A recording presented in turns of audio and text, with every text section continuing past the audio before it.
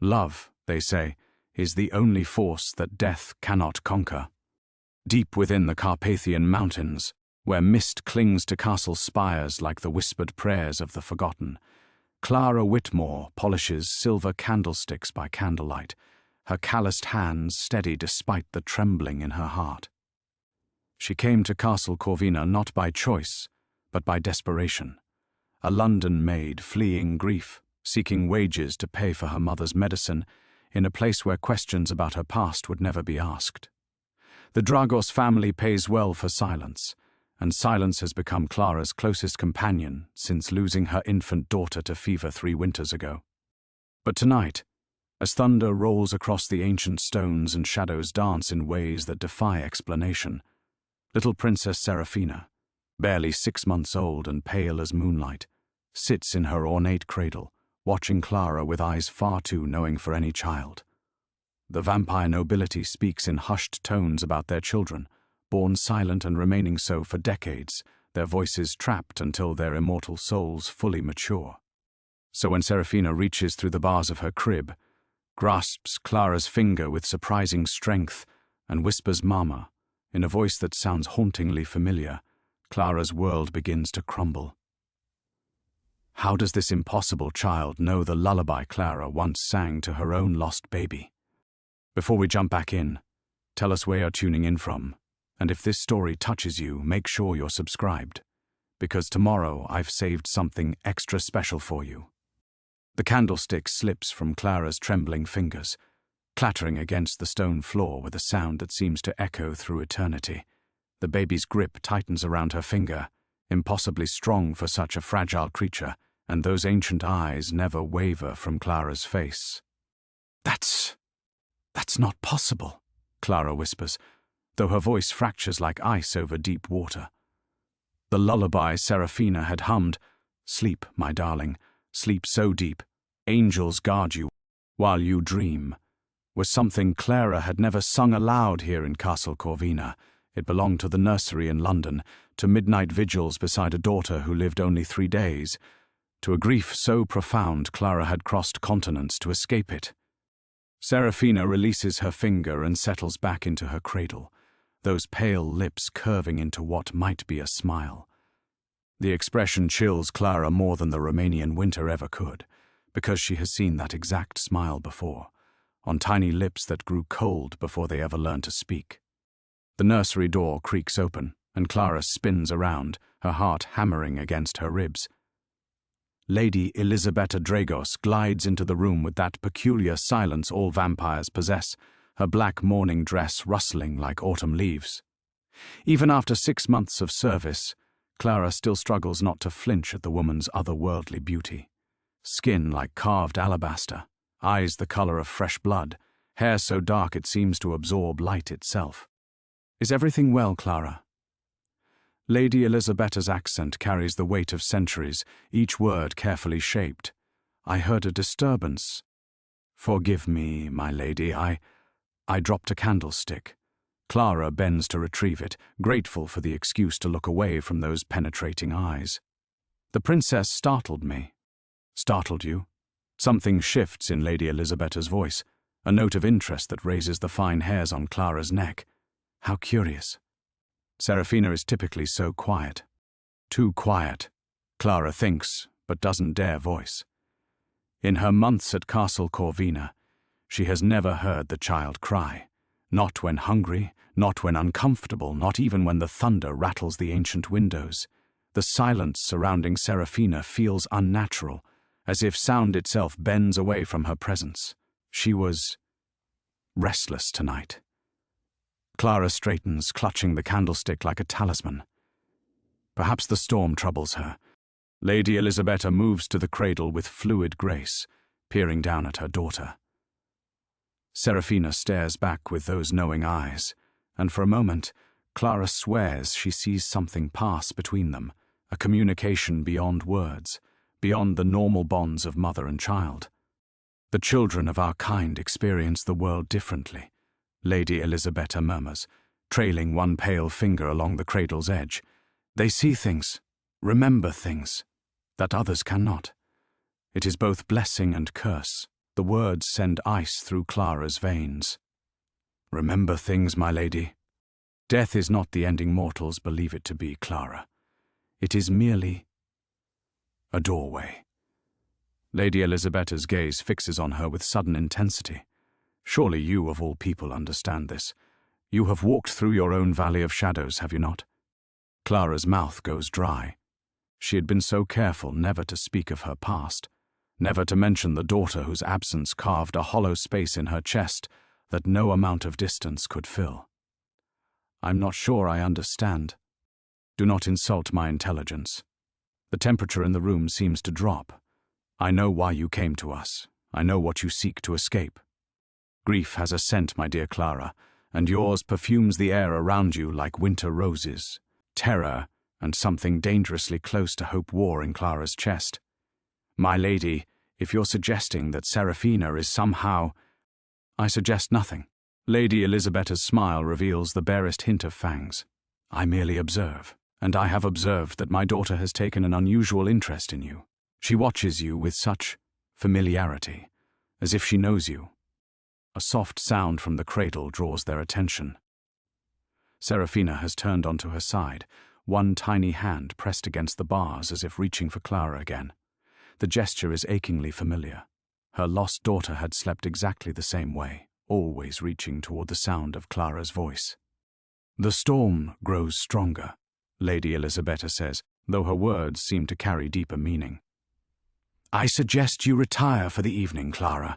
Tomorrow may bring revelations that will test your resolve. Yes, my lady. Clara curtsies, though her legs feel unsteady beneath her. As she turns to leave, Seraphina's eyes track her movement, and Clara swears she hears the faintest whisper of that lullaby again, so soft it might be imagination, so real it stops her breath. The nursery door closes behind her with a sound like a coffin lid, and Clara stands trembling in the corridor. Outside, the storm rages against Castle Corvina's ancient stones, but the tempest in Clara's heart threatens to tear her apart entirely. Because somewhere in the darkness behind her, a vampire child who should not speak for decades hums a lullaby only a dead daughter could know. Clara's legs carry her through the castle's winding corridors on instinct alone, her mind reeling from Lady Elisabetta's words. The storm outside mirrors the chaos in her thoughts. Death is merely a doorway, as she makes her way to the servants' quarters in the castle's eastern wing. The familiar weight of her duties, the routine that has anchored her for 6 months, feels suddenly fragile, like cobwebs that might dissolve at the slightest touch. The servants' hall buzzes with muted activity despite the late hour. Mrs. Kozlova, the elderly cook whose thick Romanian accent makes every word sound like an incantation, tends to the dying fire while darning linens. Her weathered face bears the permanent wariness of someone who has served the Dragos family for decades and learned not to ask questions. Beside her, young Petra, barely 16 and still jumping at shadows, polishes silver with trembling hands. Clara, Mrs. Kozlova calls softly, you look pale as winter morning. The little princess, she gives trouble? No trouble, Clara manages, settling into her usual chair by the fire. The lie tastes bitter on her tongue, but how could she explain what transpired in that nursery?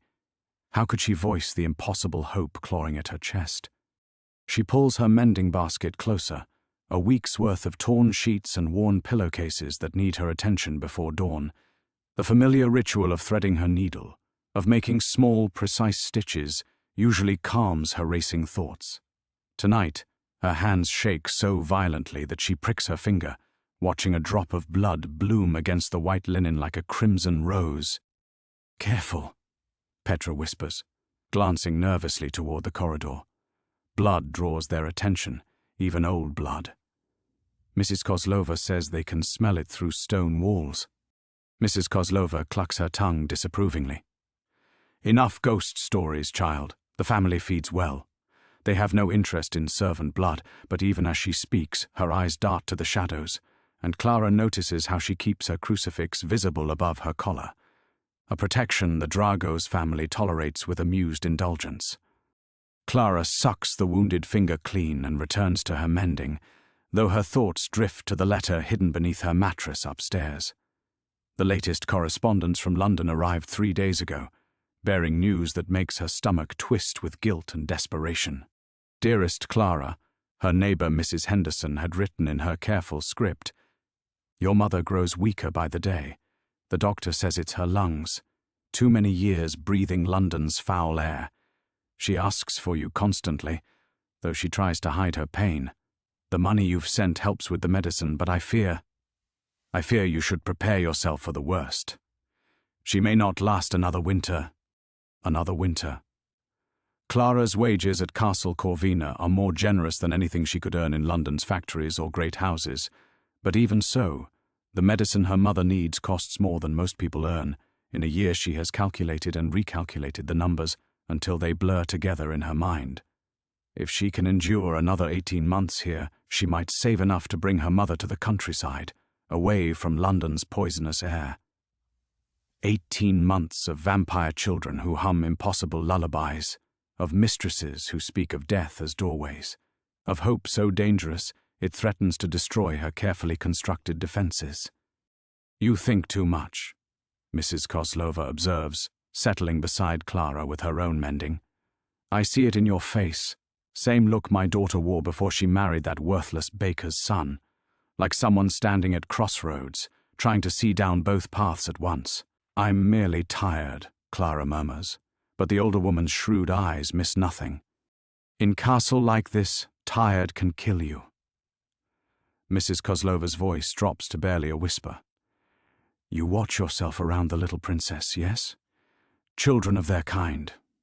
They are not like human babies. They remember things they should not know, want things they should not have. I served here when Master Lucian was born, Lord Dragos's brother. That child nearly drove 3 nursemaids to madness with his games. What kind of games? Clara asks, though part of her doesn't want to know. The kind that make you forget difference between what is real and what is wish. Mrs. Kozlova's needle pauses in her work. One girl swore he spoke to her with voice of her dead father. Another claimed he showed her visions of home. By the time we understood... She shakes her head grimly. They both threw themselves from tower windows, trying to follow what they thought they saw. The fire crackles, sending shadows dancing across the stone walls like restless spirits. Clara's mending lies forgotten in her lap as Mrs. Kozlova's warning settles into her bones. But even as fear coils in her stomach, that treacherous hope continues to whisper, what if? What if death truly is just a doorway? What if your daughter found her way back to you? Outside, the storm begins to subside, but Clara knows the real tempest is just beginning. Tomorrow she will return to that nursery, will look into those ancient eyes that seem to know her secrets. And with each passing day, the choice grows clearer and more terrible. Cling to her humanity and lose everything she has ever loved, or surrender to the darkness and risk discovering that some reunions exact a price too horrible to pay. The morning breaks grey and sullen over Castle Corvina, the storm's aftermath leaving the ancient stones slick with moisture and the air heavy with unspoken dread. Clara rises before dawn, her sleep fractured by dreams of tiny hands reaching through darkness and lullabies, sung in voices that belong to the grave. Mrs. Kozlova's warnings echo in her mind as she dresses. Children of their kind remember things they should not know, but even fear cannot quell the desperate hope that has taken root in her heart. She makes her way through the castle's labyrinthine corridors, past portraits of long-dead Dragos ancestors whose painted eyes seem to track her movement. The very air feels different today, charged with possibility and menace in equal measure. When she reaches the nursery door, her hand trembles on the brass handle.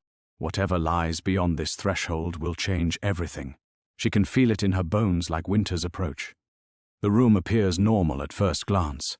Serafina lies in her cradle, pale and perfect as a porcelain doll, those ancient eyes fixed on the ceiling with preternatural awareness. But as Clara steps inside, she notices something that makes her breath catch. Scattered across the floor are rose petals, deep crimson against the dark stone, fresh as if just plucked from a garden despite the castle's winter isolation. Beautiful, aren't they? Clara spins toward the voice, her heart lurching. A man stands by the tall windows, his back to her, hands clasped behind him as he gazes out at the fog-shrouded grounds. She has never seen him before, yet something about his silhouette strikes her as familiar. When he turns, her world tilts on its axis. The resemblance to Lord Dragos is unmistakable, the same aristocratic features, the same pale skin that seems to glow with inner light. But where Lord Dragos carries himself with careful reserve, this man radiates raw magnetism that makes the air around him hum with energy. His eyes hold depths that speak of centuries, of knowledge both wonderful and terrible. "You must be Clara," he says, his voice like velvet over steel. "I am Lucian Dragos. I've heard such interesting things about you." "Master Lucian." Mrs. Kozlova's words crash over Clara like ice water. That child nearly drove 3 nursemaids to madness with his games. But this is no child. This is something far more dangerous, a vampire in the prime of his immortal existence, beautiful and terrible as a fallen angel. "My lord," Clara curtsies, fighting to keep her voice steady. "I didn't know you were in residence. I arrived before dawn. Family business, you understand." His smile reveals the barest hint of fangs. "I was curious to meet the woman who has so affected my young niece." As if summoned by his words, Serafina stirs in her cradle, turning toward Clara with that unnerving awareness. The rose petals seem to shimmer in the morning light, and Clara realizes with growing horror that they form a pattern, a perfect circle around the cradle, like some arcane ritual drawn in blood-red blossoms. Where did these come from?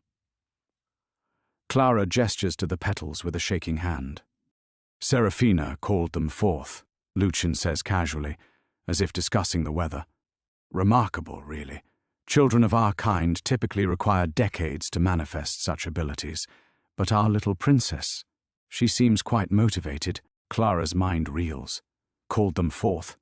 But she's just a baby." "Is she?" Lucian moves closer, and Clara catches his scent. Midnight and winter roses, beautiful and deadly. "Look closely, Clara. Really look." "What do you see?" Against every instinct screaming for her to flee, Clara approaches the cradle. Serafina reaches up with one tiny hand, and as their fingers touch, the world explodes into sensation. Images flood Clara's mind. A London tenement, rain-soaked streets, a birthing chamber filled with agony and loss. She sees herself 3 years younger, cradling a daughter who drew only 3 precious breaths before death claimed her. But now, impossibly, she sees more. Her daughter's spirit, luminous and eternal, traveling through darkness toward a beacon of supernatural light. "No," Clara whispers, stumbling backward. "That's impossible. You're making me see things, just like the others. I show you nothing that isn't already there." Lucian's voice follows her retreat like smoke. "Your daughter's soul sought yours across the void, Clara. Serafina became the vessel for that reunion. The question is, what will you do with this gift?" The rose petals begin to glow with their own inner light, and Serafina's lips part. For the first time since her birth, sound emerges, not the cry of an infant, but words spoken in a voice that makes Clara's heart stop. "Mama," Serafina whispers, reaching toward Clara with desperate longing. "Don't leave me again, Mama. Please." Clara's carefully constructed world crumbles like ancient parchment. The voice, sweet, innocent, achingly familiar, belongs to her lost daughter, impossible though it may be. Every maternal instinct screams at her to gather this child close, to never let go again. But Mrs. Kozlova's warnings echo like church bells. They both threw themselves from tower windows, trying to follow what they thought they saw. "Choose carefully," Lucian murmurs, his words wrapping around her like chains. "Some opportunities come only once in an eternity." Clara stands frozen between worlds, between sanity and madness, between the daughter she lost and the monster she might embrace. The rose petals pulse like heartbeats, and in their crimson depths, she sees her future fracturing into impossible paths, each more terrifying than the last. The word hangs in the air like incense, sweet and suffocating. Clara's hands fly to her mouth, stifling a sob that threatens to tear her apart. That voice, that impossible voice, speaks with the same lisp her daughter would have had, the same gentle cadence Clara had imagined during countless sleepless nights. "This isn't real," she breathes, backing toward the door. "This is madness. You're using some unholy magic to torment me." But even as she speaks, her body betrays her. Her arms ache to hold Serafina, to feel that tiny form against her chest where her daughter should have been. The maternal instinct that has been her greatest torment now becomes her greatest weakness, clawing at her resolve with desperate fingers. Lucien watches her internal war with the patience of a predator. "Torment. I offer you everything you've prayed for in the darkness of your grief. How many nights have you wept for just one more moment with her? One chance to hold her, to tell her you love her." "Stop!" Clara presses herself against the nursery door, the cold wood a shock against her spine. "My daughter is dead. She's been dead for 3 years. Whatever. It's an abomination." "Death," Lucien says softly, "is such a limiting concept for mortals. You speak of it as an ending, when it is merely transformation. Your daughter's soul was pure, unburdened by sin or darkness. When she crossed the veil, she carried within her the one thing stronger than death itself, a mother's love." The rose petals pulse brighter, and Serafina's tiny hand opens and closes, grasping at air. "At Clara." The gesture is heartbreakingly familiar. Her daughter had done the same in those precious moments before her final breath, reaching toward Clara's voice with desperate need. "Even if," Clara's voice cracks, "even if what you're saying is true, look what she's become. A vampire child, a creature of darkness. Is this the life I would choose for my daughter? An eternity of blood and shadow?" "Eternity," Lucien repeats, savoring the word. "Never to age, never to sicken, never to die. She would be yours forever, Clara. No disease could take her, no accident could steal her away. Isn't that what every mother dreams of, to protect her child from all the world's cruelties?" Clara thinks of her own mother, wasting away in London's poisonous air, while Clara counts coins that will never be enough. She thinks of the children she's seen buried in paupers' graves, victims of consumption or cholera or simple starvation. In this cursed form, her daughter would be safe from all of it. No, the thought horrifies her even as it tempts. At what cost? Her soul, her humanity, the souls of those she would need to feed upon. Our kind feeds, yes, but we need not kill. Lucien moves closer to the cradle, and Serafina's eyes track his movement with unsettling intelligence. There are ways to sustain oneself without ending mortal lives. You could teach her compassion, guide her toward a gentler path. Think of the good she could do with centuries at her disposal. The rationalization sounds reasonable, even noble, but Clara hears the trap hidden within its silk-wrapped words. How many others had Lucien convinced with similar arguments? How many had justified their damnation with promises of genteel monstrosity? "And what of me?" Clara whispers. "To stay with her, I would have to become like her, wouldn't I? I've heard the stories. Human servants don't last long in vampire households unless they're changed." Lucien's smile is beautiful and terrible. "Eventually, yes. But consider what you would gain. Time enough to raise her properly, to see her grow into her power with wisdom rather than hunger. A mother's guidance could shape her into something unprecedented in our history." Clara's mind races, calculating costs and benefits like the practical woman she's always been. Her mother in London has perhaps months left.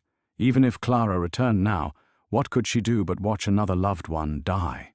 Here, she could have her daughter back.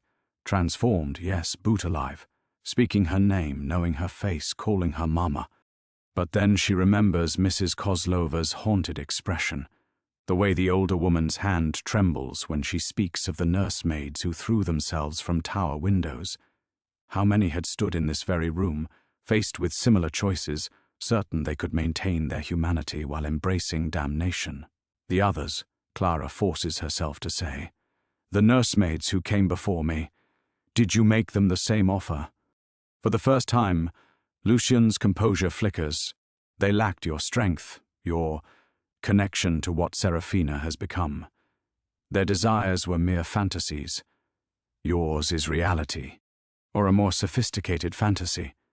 Clara's voice grows steadier as she grasps at logic like a lifeline. How convenient that this miraculous reunion requires my eternal service to your family. How perfectly it serves your needs while destroying mine. Serafina makes a soft sound, not quite a cry, but a plaintive call that turns Clara's heart to water. The baby's eyes fill with tears that catch the strange light like liquid diamonds, and her tiny voice whispers once more, "Please don't go, Mama. I've been waiting so long." Clara's resolve crumbles like sand before the tide. The words pierce Clara's heart like consecrated silver, and she finds herself moving forward before conscious thought can stop her. Her feet carry her across the rose-strewn floor, each step a small surrender, until she stands beside the cradle looking down at the impossible child who wears her daughter's soul like a borrowed dress. "My darling," Clara breathes, reaching out with trembling fingers to touch Serafina's pale cheek. The skin is cool but soft, real as any living child's, and when Serafina turns into her touch with a contented sigh, Clara's last defenses shatter completely. She lifts the baby from the cradle, and the moment Serafina settles against her chest, Clara knows there is no going back the weight of her, the sweet scent of her hair, the way she curves perfectly into Clara's arms. It is exactly as Clara had dreamed during those agonizing nights of grief. Her body remembers this, remembers being a mother, and rebels against any logic that would steal this miracle away. "There," Lucian murmurs with satisfaction. "You see how perfectly she fits? This is no illusion, Clara. This is destiny fulfilling itself." Serafina gazes up at Clara with those ancient eyes that somehow hold all her daughter's innocence. When she speaks again, her voice carries the lisping sweetness of a child just learning words. "I dreamed of you, Mama. In the dark place, I dreamed and dreamed until the light came." Clara's tears fall freely now, splashing onto Serafina's white gown like baptismal water. "I dreamed of you too, my love, every night since you left me. But I didn't leave," Serafina says with the solemn wisdom of the very young. "I just went ahead to wait for you. And now we can be together forever and forever. Forever." The word should terrify Clara, should remind her of the price such promises exact. Instead, it sounds like salvation. She has spent 3 years drowning in guilt and grief, measuring her life in coins sent to London and duties performed for strangers. But here in her arms is purpose incarnate, love made manifest in moonlight and shadow. "What would you have me do?" Clara asks Lucian, her voice steady now with terrible resolve. She does not look at him. She cannot tear her gaze from Serafina's face. If I choose this path, what becomes of my old life?" "That is already decided," Lucian replies. "A message will be sent to London informing your employers that you have taken a permanent position abroad. Your mother will receive a generous sum, enough to secure the finest medical care available. She will die comfortably, believing her daughter has found prosperity in foreign service." Clara should protest the casual disposal of her human connections, but the promise of her mother's comfort eases the sting. At least one death will be gentle, one goodbye unmarked by desperation or want. It is more than Clara had dared hope for when she first came to Castle Corvina. "And when the time comes for my transformation, years hence, when Serafina has grown enough to understand what you sacrifice for her, when you are ready to embrace eternity as more than merely human." Lucian's voice takes on an almost hypnotic cadence. "You will not lose yourself, Clara. You will become more than you ever imagined possible." Serafina reaches up to touch Clara's face with her tiny hand, and in that touch, Clara feels the weight of choice settling around her like a shroud. She thinks of the woman she was this morning, dutiful, practical, bound by convention and limited by mortality, That woman clung to a grief that poisoned every joy, counted coins that would never be enough, and measured hope in careful, stingy portions. This woman, the one holding her daughter's reborn soul, can let such smallness die. "I will stay," Clara whispers, and the words taste like copper and roses. "I will care for her. I will become whatever I must become to keep her safe." The rose petals flare with sudden brilliance, then fade to mere flowers scattered on stone. But the light in Serafina's eyes burns steady as a star, and when she smiles, Clara sees her future written in that expression, terrible and beautiful, damned and blessed in equal measure. "Welcome to the family, Clara," Lucian says, and his voice carries the finality of church bells tolling. "Your true life begins now." Clara rocks Serafina gently, humming the lullaby she never had the chance to sing 3 years ago. Outside the nursery windows, fog rolls across the Romanian countryside, swallowing the world beyond Castle Corvina in grey oblivion. She does not mourn its disappearance. Everything that matters to her now exists within these ancient walls, cradled in her arms, calling her by the name she thought she had lost forever. She has crossed the threshold. There is no going back, and for the first time since her daughter's death, Clara Whitmore is exactly where she chooses to be. Tests and allies. The first test comes with the dawn. Clara jerks awake in the chair beside Serafina's cradle, her neck stiff from sleeping upright. Pale morning light filters through the nursery windows, and with it comes a sound that makes her blood freeze. Serafina's soft whimpering, but underneath it, something else. A wet, tearing noise like fabric being slowly shredded. She rises on unsteady legs and peers into the cradle. Serafina lies on her stomach, tiny hands pressed against her mouth, and between her fingers seeps something dark. Clara's maternal instincts override her horror as she gently turns the child over. Blood stains Serafina's lips, not her own, but fresh and crimson as the rose petals scattered around them. The baby's canine teeth, barely visible yesterday, have elongated into needle-sharp points that pierce her tender gums with each breath. "The teething begins early for our kind," comes a voice from the doorway. Clara spins to find not Lucian, but a woman she's never seen before. Tall and ethereal, with silver hair braided down her back and eyes like winter moonlight.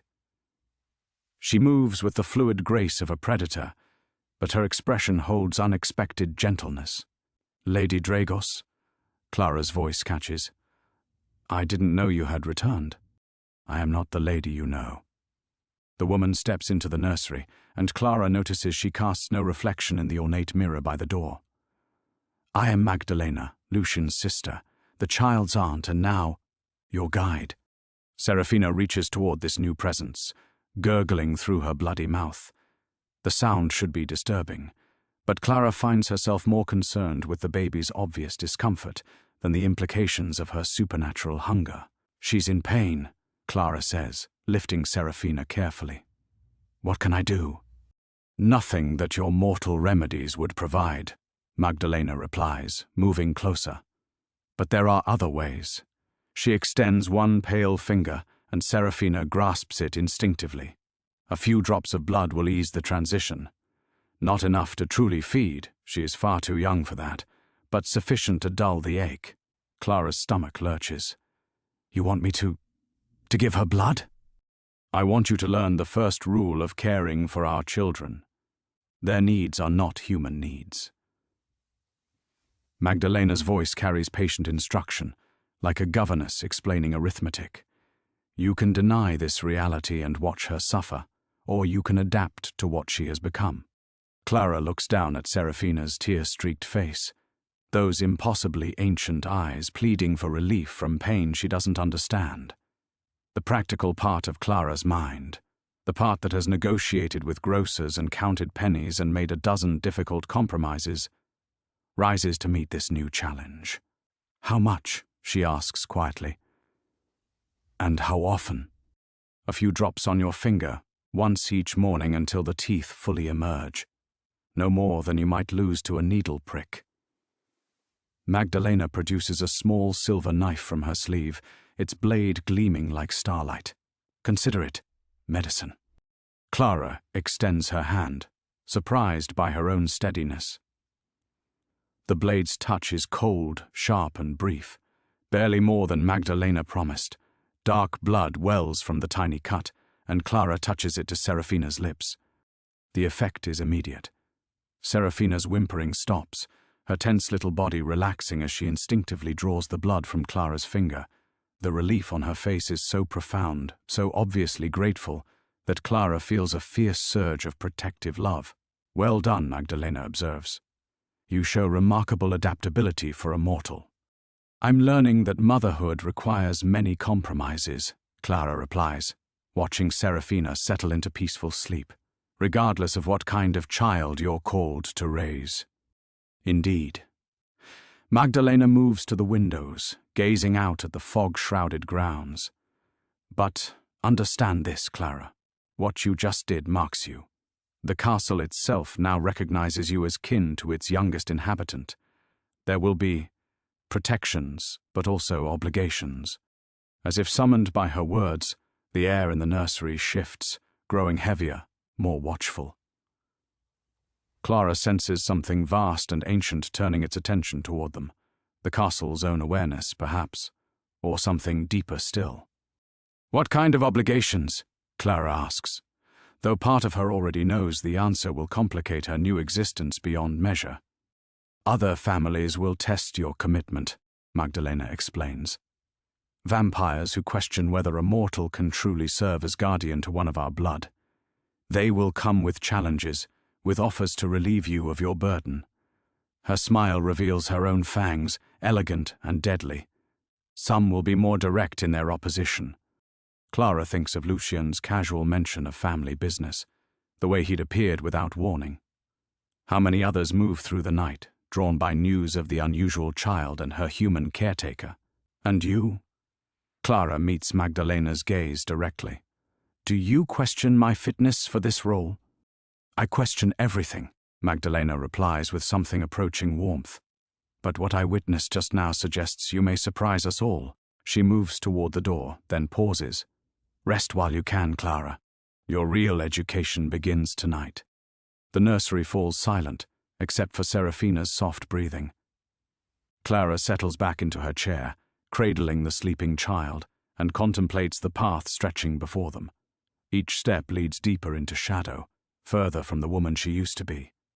But as Serafina's tiny hand curls around her finger, the same finger that fed her blood like medicine, Clara finds her resolve strengthening rather than wavering.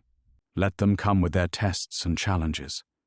She has already chosen her side. Clara watches the fog roll across the castle grounds. As afternoon fades to dusk, Serafina sleeping peacefully in her arms. The baby's breathing has remained steady since the morning's blood offering, her new teeth no longer drawing pained whimpers. Yet Clara cannot shake the weight of Magdalena's words. "Your real education begins tonight." A soft knock interrupts her vigil. "Come in," Clara calls, expecting Magdalena's return. Instead, Mrs. Kozlova enters, her weathered face grave with concern. The housekeeper's gaze immediately finds the silver knife resting on the nursery table, its blade still faintly stained. "So it has begun," Mrs. Kozlova murmurs, moving closer with careful steps. "The binding. Binding?" Clara shifts Serafina protectively. Magdalena called it medicine. Relief for her teething. Medicine, yes. But also a chain. Mrs. Kozlova's eyes hold the weight of years spent in service to the Dragos family. Each drop you give her strengthens the connection. Soon, you will feel when she hungers, when she dreams, when she fears, and she will feel your heartbeat like a second pulse. The implications settle over Clara like morning frost. "You speak as if you've seen this before. Once." Mrs. Kozlova's voice drops to barely above a whisper. 15 years ago, a nursemaid named Katerina, devoted to young Master Victor before he was lost to the hunger madness. She fed him from her own veins until... The older woman's hands tremble, until she could no longer distinguish between his needs and her own. Clara's blood chills. What happened to her? She threw herself from the North Tower on a winter night, believing Victor had called her to join him in death. Mrs. Kozlova meets Clara's stare directly, but Victor had been destroyed 3 months prior. She died following the voice of her own broken mind. Serafina stirs in Clara's arms, making soft sounds of contentment, and Clara feels an answering warmth in her chest, maternal love, or something deeper beginning to take root. The distinction suddenly seems crucial. "Why are you telling me this?" Clara asks. "Because you have a choice still. The binding is not yet complete." Mrs. Kozlova moves to the window, gazing out at the gathering darkness. When the visitors arrive tonight, they will test more than your commitment to the child. They will test your sanity, your will, your very sense of self. Some who have stood where you stand now have emerged stronger. Others... She doesn't need to finish. Clara remembers the earlier nursemaids, their faces in the servants' portraits growing increasingly hollow with each painted year, until they simply disappeared from the walls entirely. "What would you have me do?" Clara asks. "Abandon her? She suffered enough abandonment. I would have you remember that you are Clara Whitmore," Mrs. Kozlova replies firmly. "Not merely Serafina's caretaker, not just another servant to the Dragos line. Hold fast to who you were before you entered this nursery. The moment you lose that, you lose everything that makes you useful to her, or to yourself." Footsteps echo in the corridor outside, too light and measured to be human. Mrs. Kozlova stiffens, then moves swiftly toward the door. "They come early," she whispers urgently. "Remember what I've told you, and remember, whatever they offer, whatever they threaten, the child's true protection lies not in your surrender to their world, but in your determination to remain grounded in your own." She slips away, leaving Clara alone with Serafina as voices drift up from the castle's main hall. Too many voices, speaking in languages Clara doesn't recognize. Laughter that sounds like breaking glass, the rustle of expensive fabrics that haven't seen sunlight in decades. Serafina's eyes open, fixing on Clara's face with unsettling awareness. For a moment, Clara sees not her daughter's reborn soul, but something far older and more calculating studying her with predatory interest. "Mama," Serafina whispers, but the word carries strange harmonics, as if multiple voices speak it simultaneously. "They've come to see if you're strong enough." Clara's heart pounds against her ribs. "Strong enough for what?" "To keep me." Serafina's tiny hand reaches up to touch Clara's throat, fingers resting directly over her pulse. "They think mortals break too easily. They want to take me away and find someone better." The voices in the hall grow louder, accompanied by the measured tread of feet on stone stairs. They're ascending toward the nursery, bringing with them the weight of judgment and the scent of old blood. Clara stands, settling Serafina more securely in her arms. She thinks of Mrs. Kozlova's warning, of Magdalena's knowing smile, of all the nursemaids whose portraits no longer hang in the servants' hall. Then she looks down at the child who calls her Mama, whether her daughter's soul or something wearing her daughter's voice, and feels her resolve crystallize like ice. Let them come. Let them test and threaten and offer their poisoned alternatives. She has held a dying child in her arms and survived the breaking. She has crossed an ocean to serve strangers and found purpose in their shadows. Whatever approaches through Castle Corvina's ancient corridors will find Clara Whitmore ready. The real education begins now. The nursery door swings open without ceremony, revealing 3 figures who seem to bring winter itself in their wake. Clara's breath mists in the suddenly frigid air as she clutches Serafina closer, the baby's warmth the only thing anchoring her to courage. The first visitor is a woman whose beauty strikes like a physical blow. Pale skin stretched over aristocratic bones, dark hair piled high in a style decades out of fashion, wearing a gown that whispers secrets with every movement. Her eyes fix on Serafina with the hunger of a collector appraising a rare treasure. "So this is the aberration," the woman says, her voice carrying a faint accent Clara can't place. The child who speaks before her time. She glides closer, and Clara catches the scent of old roses and something metallic. "I am Countess Elisabetta Dracul. The family has asked me to evaluate the situation." The second figure remains by the door, a man whose presence seems to devour light itself. Clara cannot make out his features clearly. They shift and blur whenever she tries to focus, as if he exists only at the edges of perception. But his attention weighs on her like ice water in her veins. The third visitor makes Clara's maternal instincts scream in alarm. At first glance, he appears to be a child himself, perhaps 8 years old, with golden curls and cherubic features. But his eyes hold centuries of accumulated cruelty, and when he smiles, his teeth are needle-sharp points of ivory. "Hello, little sister," he coos at Serafina, his voice carrying the musical cadence of a music box playing a funeral march. "I am Victor. I've come to take you home where you belong." Clara's blood freezes. This is the Victor Mrs. Kozlova mentioned, the one who drove his nursemaid to madness and death. Destroyed 3 months ago, yet here he stands, radiating predatory interest in the child Clara has sworn to protect. "She is home," Clara manages, her voice steadier than she has any right to expect. "She belongs here, with me." Elisabetta laughs, the sound like crystal shattering. How charming. The mortal believes she has claim to vampire progeny. She circles Clara with feline grace, studying her from every angle. "Tell me, little maid, what makes you think your soft human heart can endure what loving our kind requires?" "I have already endured the loss of everything that mattered to me," Clara replies, meeting the Countess's gaze directly. "There is no pain you can inflict that I have not already survived." "Ah, but there are so many varieties of pain." The shadow man speaks for the first time, his words seeming to come from everywhere and nowhere at once. "Loss is merely one flavor. There is also the agony of hope repeatedly crushed, the torture of watching your beloved transformed into something monstrous, the exquisite suffering of realizing you have become the architect of your own damnation."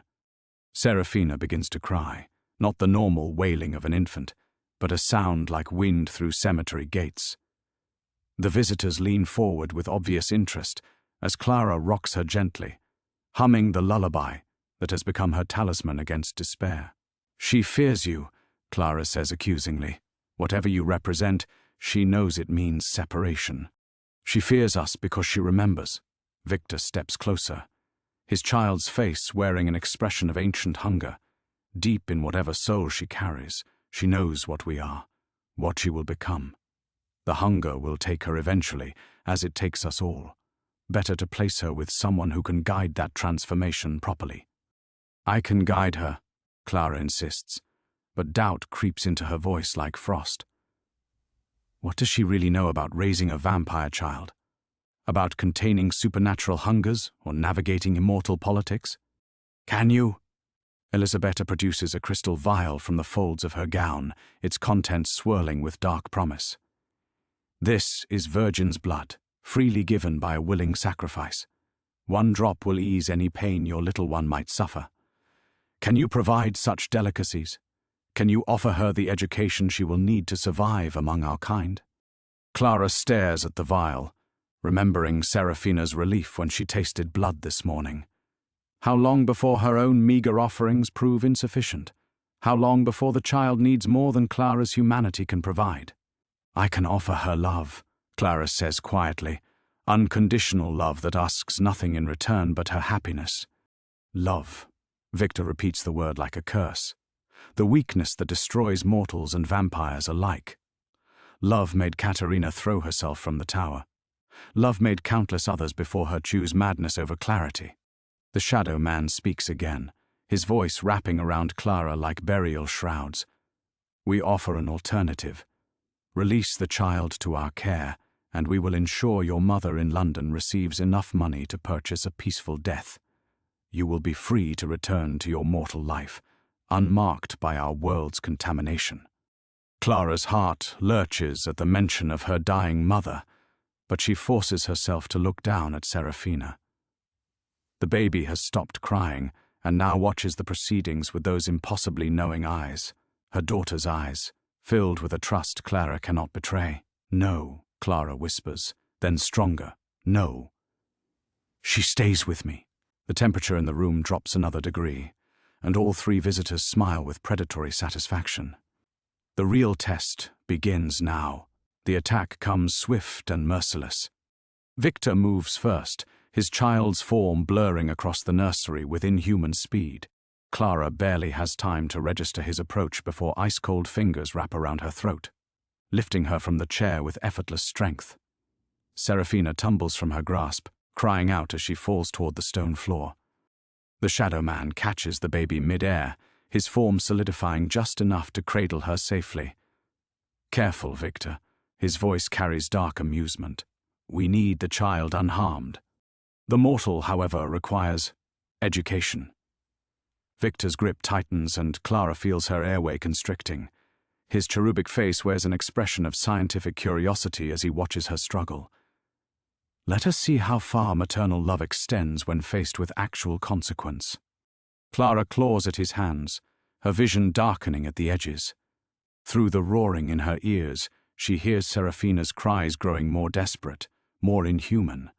The sound tears at something fundamental in Clara's chest, not just maternal instinct but the deeper bond Mrs. Kozlova warned her about. Each of the baby's sobs feels like a physical wound. "Stop!" Clara gasps. "Please." "Please what?" Elisabetta glides closer, her beautiful face bright with cruel interest. "Please spare your worthless mortal life. Please return the child you've already proven incapable of protecting." She traces one elegant finger along Clara's cheek, and the touch burns like frozen metal. "Or perhaps you're ready to discuss more reasonable arrangements." Victor releases her throat just enough to let her speak. Clara drags in a burning breath, her gaze fixed on Serafina in the Shadow Man's arms. The baby's cries have taken on an otherworldly quality, echoing strangely in the stone chamber. "What do you want?" Clara whispers. "Proof," Victor replies, his grip shifting to pin her arms against the chair. "Proof that you understand your place in our hierarchy. Proof that you can provide what the child truly needs."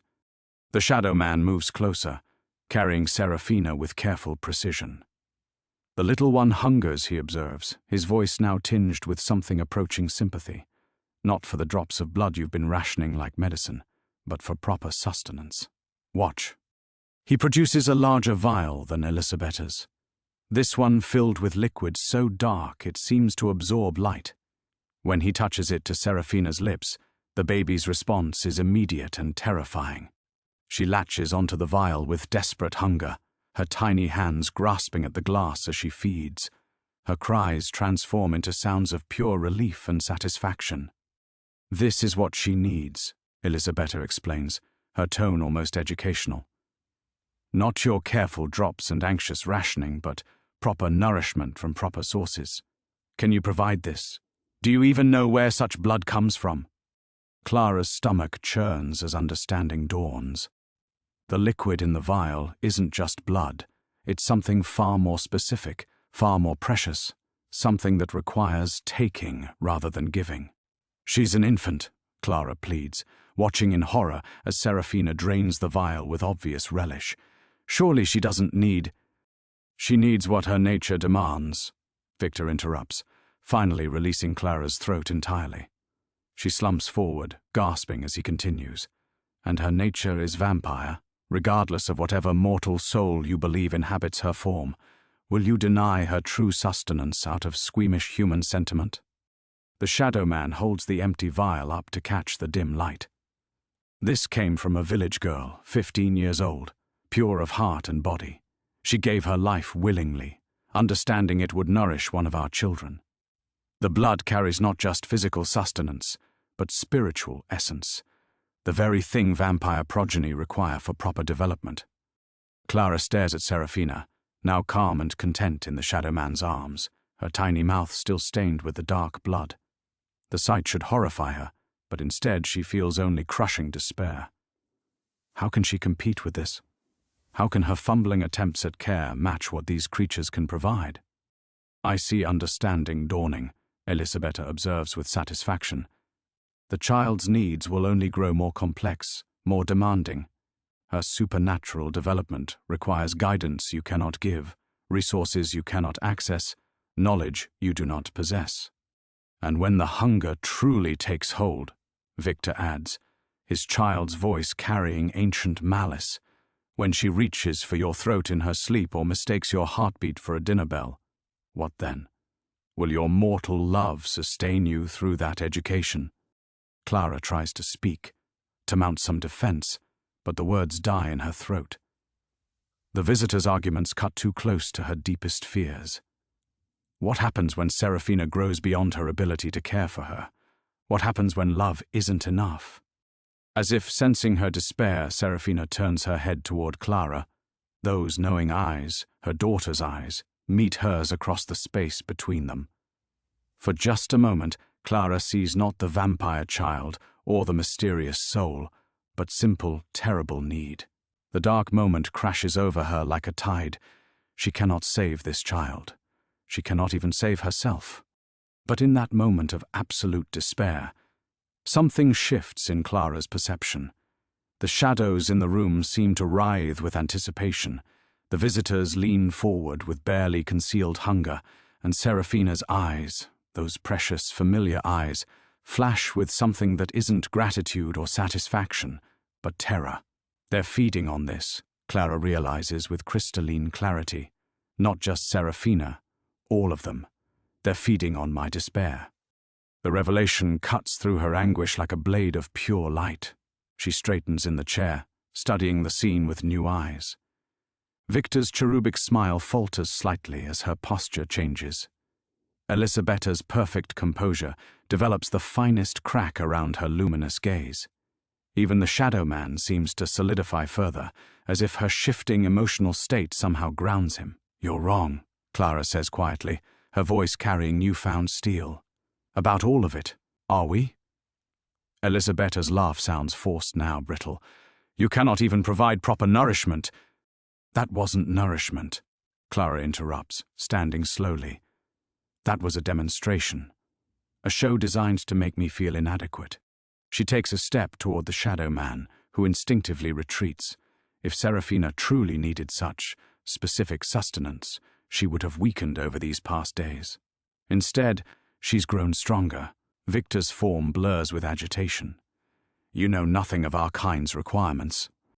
"I know she thrives on love," Clara continues, her confidence building with each word. "I know she's learned to trust, to communicate, to find comfort in my presence. I know that when she cries, it's not from hunger for blood, but from separation anxiety when I leave her sight." She looks directly at Serafina, still held captive in the shadow man's arms, and I know that's not contentment in her eyes right now. It's fear. The baby's expression confirms Clara's words. Behind the superficial calm induced by whatever supernatural substance they forced on her, Serafina's gaze carries desperate plea. Not the mindless hunger of a vampire child, but the complex emotional need of a soul seeking its true anchor. "Impossible," Elisabetta breathes, but her certainty wavers. "Vampire progeny cannot form such attachments for decades." "Because they don't carry human souls," Clara finishes, the final piece of the puzzle clicking into place. But Serafina does. "She carries my daughter's soul, which means she carries all the capacity for human connection that implies." The understanding floods through her, washing away the last of her doubt. "You can't guide what you don't understand. None of you comprehend what she actually needs, because you've never encountered anything like her before." The shadow man's form begins to waver, becoming less substantial. "Your theories mean nothing against the reality of supernatural hunger." "Then explain this," Clara challenges, extending her arms towards Serafina. "If your way is truly better, if she truly belongs with your kind, then she shouldn't respond to me at all anymore. Not after tasting what you offered." The moment stretches taut as crystal. Then Serafina begins to struggle in the shadow man's grasp, reaching desperately toward Clara with a cry that pierces the supernatural tension like an arrow through fog. Not the inhuman wail they induced earlier, but her daughter's voice calling for comfort, for home, for Mama. The visitors recoil as if struck. Victor's child form flickers between beautiful innocence and something far more monstrous. Elisabetta's composed facade crumbles entirely, revealing centuries of predatory hunger barely contained. The shadow man nearly drops Serafina in his haste to distance himself from the sound. She chooses, Clara states with absolute conviction, moving forward to reclaim her child. Despite everything you offered, everything you threatened, everything you made her taste, she chooses love over power, connection over isolation, humanity over monstrosity. As Serafina settles into Clara's arms, the temperature in the room begins to rise. The oppressive weight that accompanied the visitor's arrival lifts like fog before sunrise. Clara feels the change in her very bones, the shift from prey to protector, from supplicant to equal. "This is not over," Victor snarls, his beautiful mask finally slipping to reveal something ancient and hungry underneath. The child's nature will assert itself. When it does, we'll face it together, Clara replies calmly, rocking Serafina against her shoulder. Because that's what families do.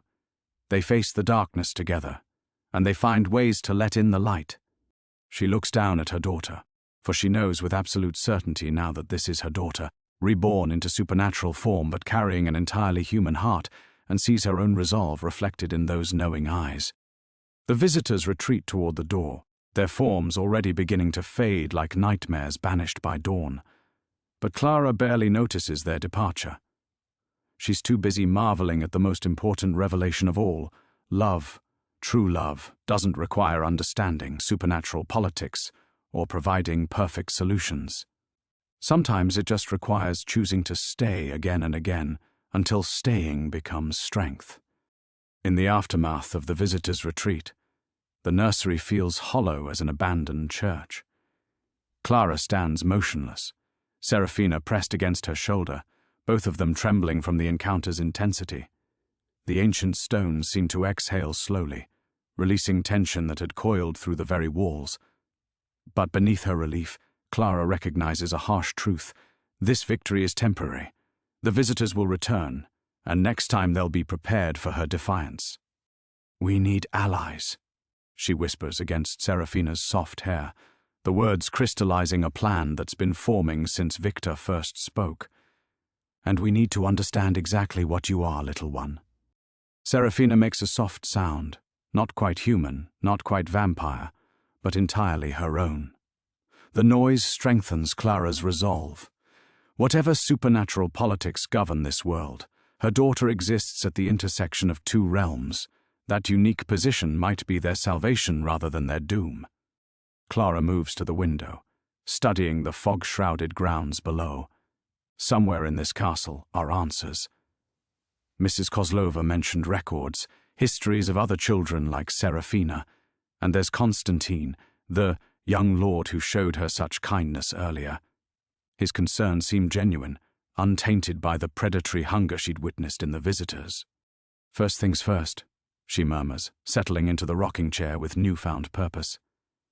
"We need to know who our real enemies are." As if summoned by her thoughts, soft footsteps approach the nursery door.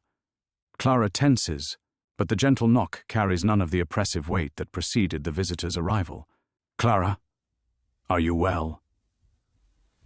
Constantine's voice seeps through the thick wood, warm with genuine concern. She hesitates only a moment before responding. "Come in, my lord." Constantine enters slowly, his pale features etched with worry. His gaze sweeps the room as if searching for lingering threats, then settles on Clara and Serafina with visible relief. "I felt them," he says quietly, closing the door behind him. "The ancient ones." Their presence disturbed the very air of this place.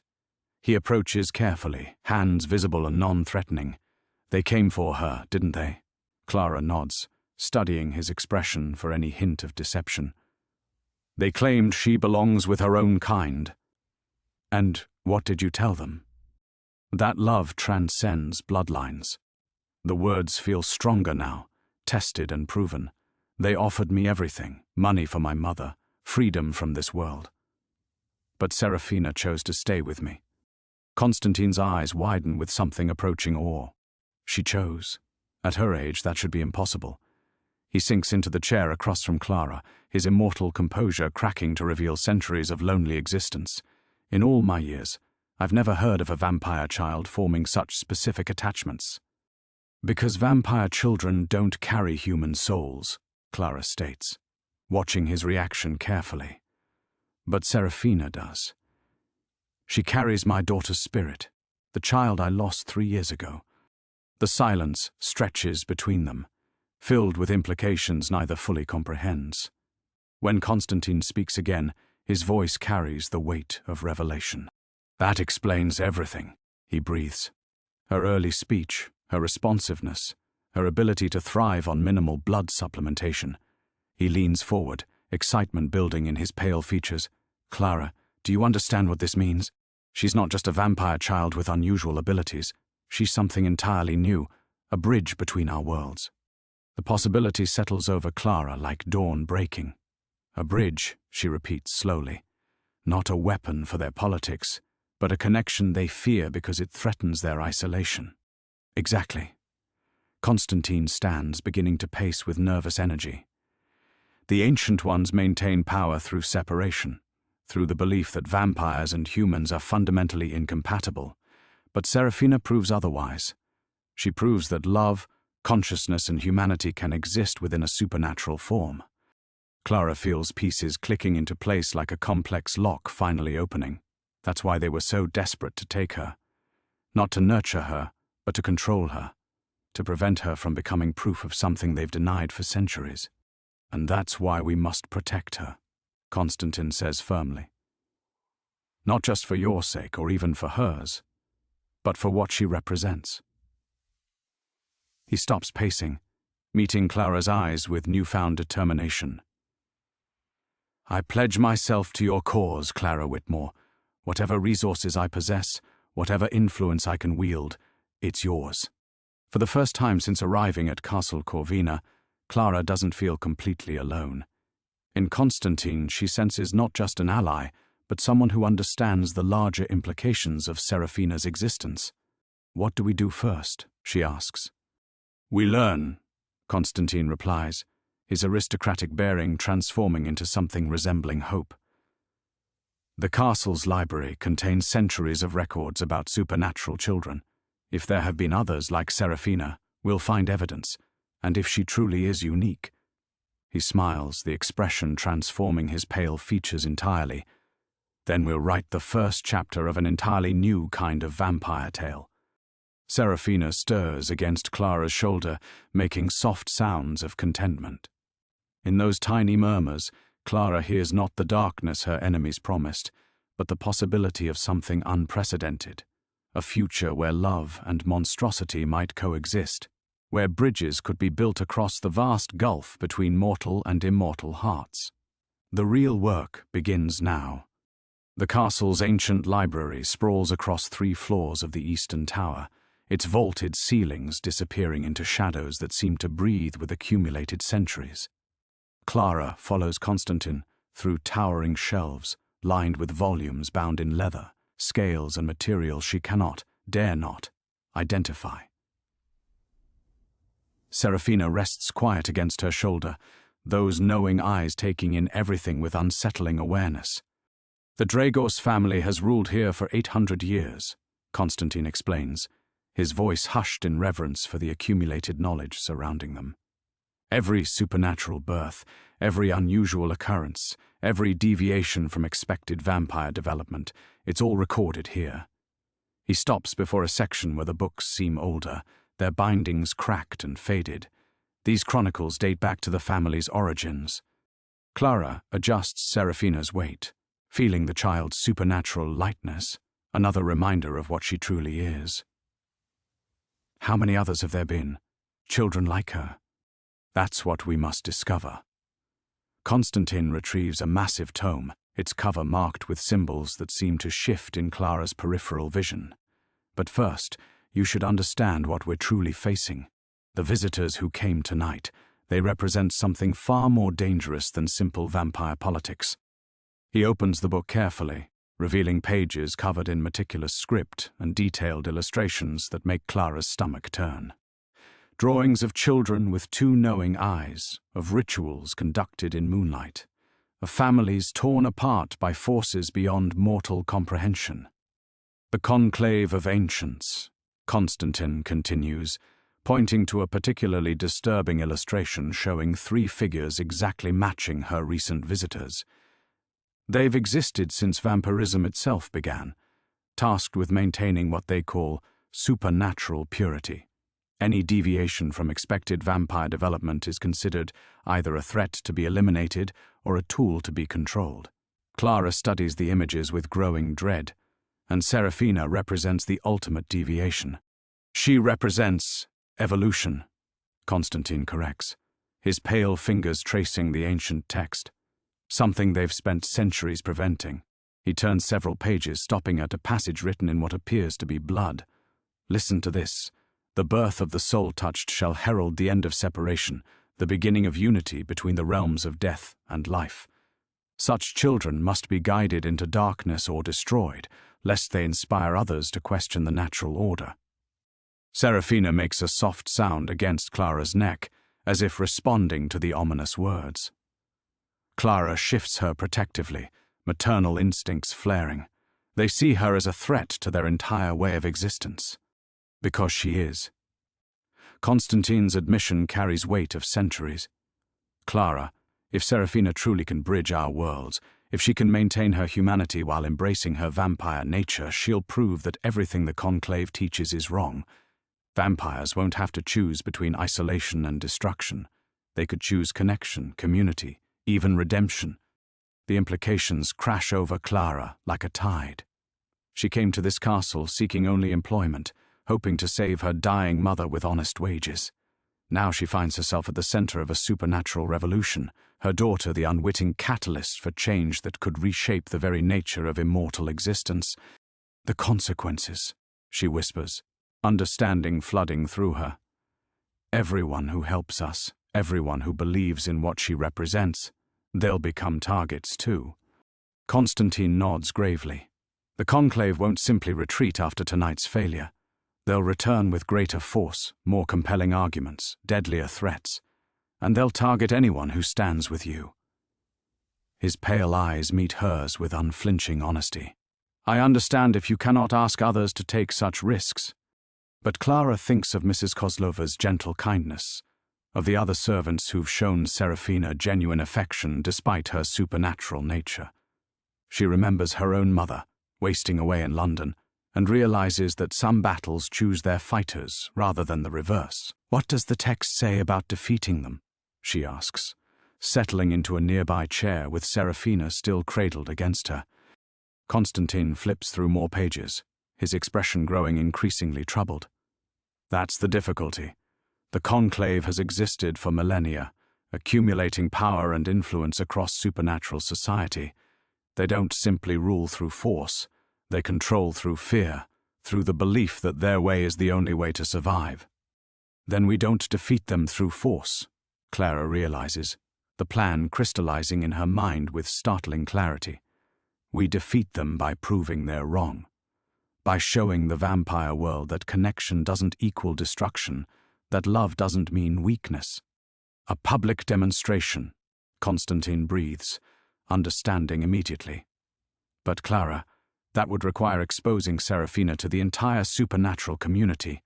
The risks are exactly why it would work, Clara finishes. They expect us to hide, to cower in shadows while they control the narrative. Instead, we show everyone exactly what Serafina is. Living proof that their entire philosophy is built on lies. Serafina stirs in her arms, reaching one tiny hand toward the ancient book, as if she understands the weight of the words written there. In that moment, Clara sees not just her daughter, but a future where children like Serafina could exist without fear, where love might flourish even in the heart of darkness. The final confrontation won't be about survival anymore. It will be about transformation. The weight of their decisions settles over the library like dust from ancient tomes. Clara watches Constantine's face cycle through doubt, fear, and finally resolve as he grasps the magnitude of what they're proposing. Serafina's tiny fingers curl around a strand of Clara's hair, anchoring her to the present moment even as her mind races ahead to the dangers they must face. "The gathering of shadows," Constantine says suddenly, his voice cutting through the heavy silence. "It happens once every century, a convocation of all the major vampire houses. The next one." He flips frantically through the book's final pages, searching for dates. "Clara, it's in 3 days. Here, at Castle Corvina." Clara's blood chills. They planned this. The timing isn't coincidence. No. Constantine's pale features harden with understanding. The Conclave knew about Serafina before tonight. They've been orchestrating this gathering, preparing to present her case before the most powerful vampires in existence. He looks up from the book, his immortal composure cracking. They intend to put her on trial. The realization hits Clara like a physical blow. All those weeks of relative peace, of learning to care for Serafina, of building tentative bonds with the castle's inhabitants, it was all borrowed time. The Conclave has been weaving a trap from the moment Serafina spoke her first word. "Then we'll be ready for them," Clara declares, surprised by the steel in her own voice. She shifts Serafina to look into those impossibly knowing eyes. "Won't we, little one?" As if responding to her mother's determination, Serafina reaches up and touches Clara's cheek. The contact sends a jolt of connection through them both, not supernatural compulsion, but something far more powerful, the bond between a mother and child, strengthened by choice and tested by adversity. Constantine stands abruptly, beginning to pace between the towering shelves. The gathered houses will include vampires who haven't seen daylight for centuries. Creatures so ancient they remember when humans lived in caves. They won't be swayed by emotion or appeals to morality. Then what will sway them? Clara asks, though she suspects she already knows the answer. "Proof," Constantine replies, stopping his restless movement to face her directly. "Undeniable evidence that Serafina represents opportunity rather than threat. But Clara, to provide that proof, will need to demonstrate her abilities publicly, her speech, her responsiveness, her capacity for human connection, all of it, before creatures who view humans as livestock." Clara's maternal instincts scream against exposing Serafina to such danger, but her rational mind recognizes the terrible logic. They cannot fight the gathered might of vampire nobility.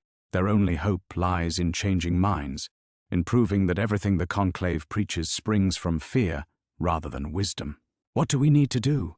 she asks, the question emerging steady despite the terror coursing through her veins. Constantine's expression shifts, revealing centuries of accumulated cunning beneath his gentleman's facade. "We need allies among the gathered houses. Vampires who remember what it felt like to love, to hope, to choose connection over isolation." He moves to another section of the library, pulling down a leather-bound volume marked with fresh ink. The guest registry, every house attending the gathering, their histories, their potential sympathies. Clara cradles Serafina closer, as Constantine spreads the registry across a reading table. The names inscribed there read like a catalogue of nightmares, ancient bloodlines stretching back to humanity's darkest legends. But between the lines of formal titles and territorial holdings, she glimpses something else. Hints of vampires who chose to protect rather than prey, who built rather than destroyed. Lady Morgana of the Northern Reaches. Constantine points to an entry marked with elegant script. She was turned trying to save her village from plague. Still maintains connections to mortal communities. His finger moves down the page. Lord Casimir of the Eastern Domains lost his human family to vampire politics, might understand the importance of choice over compulsion. And the others? Clara scans the list, noting names that seem to writhe with malevolent energy even in simple ink. "Will follow strength," Constantine admits grimly. "That's why the demonstration must be flawless. Serafina will need to prove not just her humanity but her power. She must show them that bridges between worlds can be stronger than walls. Serafina makes a soft sound, drawing both their attentions. Clara looks down to find her daughter's eyes fixed on the registry, tiny features creased in concentration that seems far too mature for her apparent age. When Serafina reaches toward the book, her small hand settles directly over one of the names, Victor of the Shadow Court. She remembers him, Clara breathes, understanding flooding through her. She's not just aware, she's planning. Constantine stares at the tiny hand covering their greatest enemy's name, and Clara sees wonder replace fear in his ancient eyes. She's choosing her battlefield, he whispers. Clara, I think your daughter is about to teach us all what courage truly looks like. The final test approaches, but for the first time since this began, Clara feels they might be ready to meet it.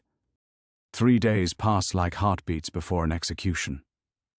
Now Clara stands at the edge of Castle Corvina's grand ballroom, watching centuries-old vampires materialize from shadow and mist. The gathered nobility moves with predatory grace across marble floors that have witnessed 800 years of supernatural politics, their pale faces reflecting candlelight like polished bone. Serafina rests against Clara's shoulder, unusually still as ancient eyes catalogue her existence from across the vast chamber.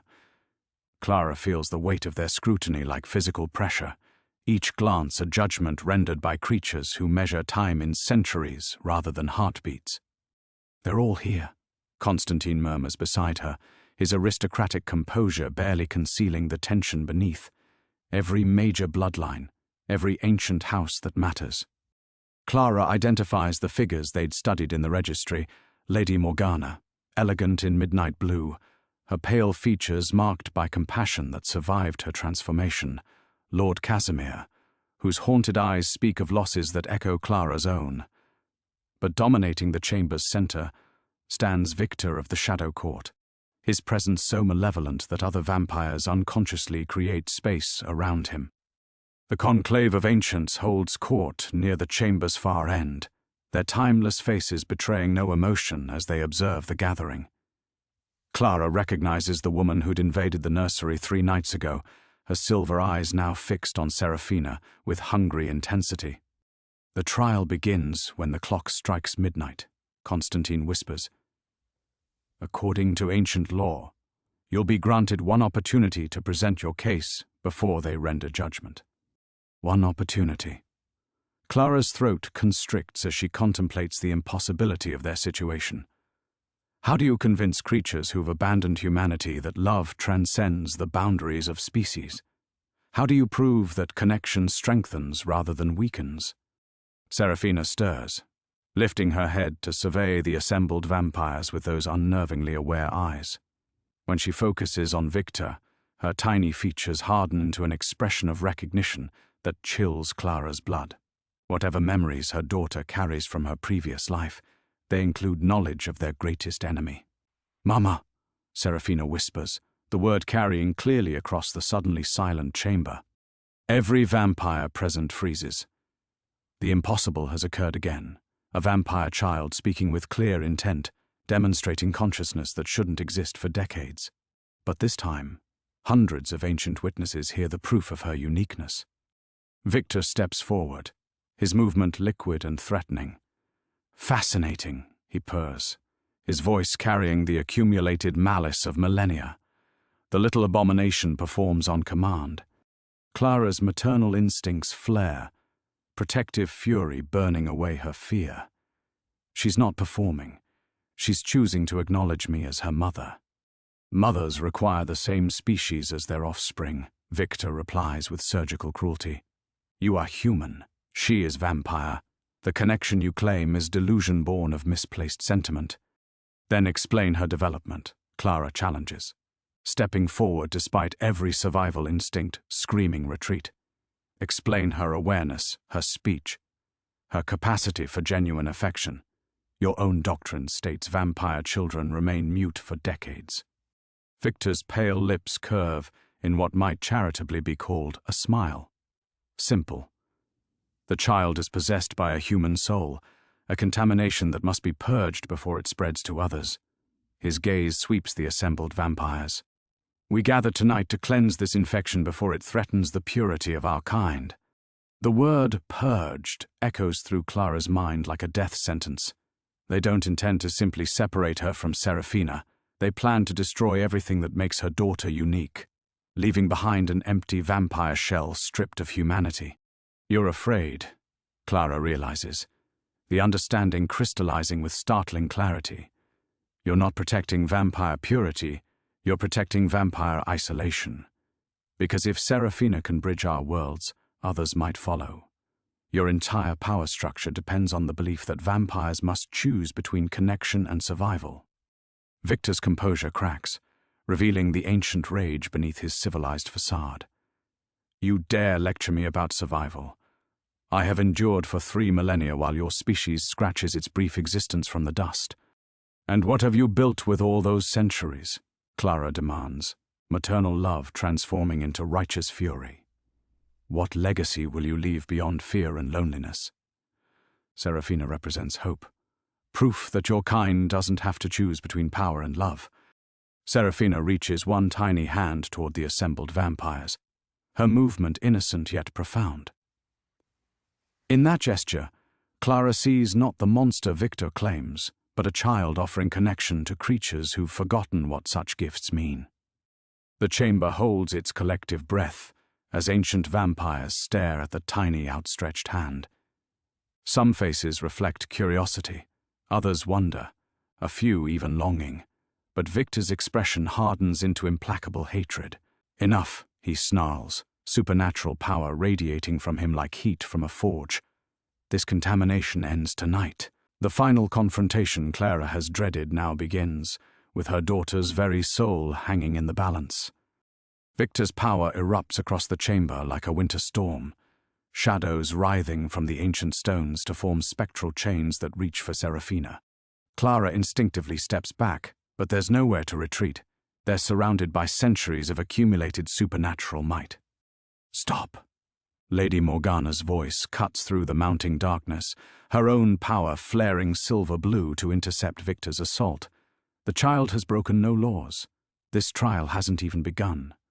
"The trial is a formality," Victor snarls, his shadows pressing against Morgana's barrier. "Can't you feel the wrongness radiating from that creature? It carries human taint in vampire flesh, an abomination that threatens everything we are."